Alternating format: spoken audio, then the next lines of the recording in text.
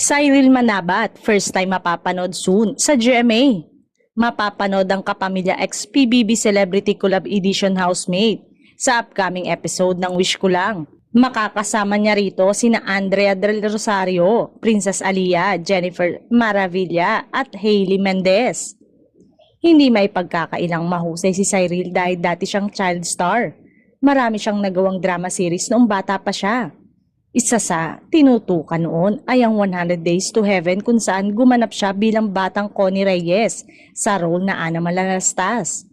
Sunod-sunod ang project noon ng child actress hanggang nawala siya pansamantala sa showbiz dahil nasa awkward age na siya.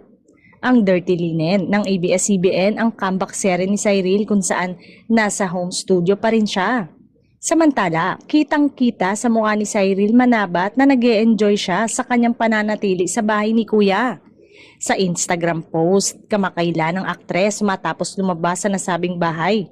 Malaki ang ngiti nito at mataas na rin ang kanyang energy.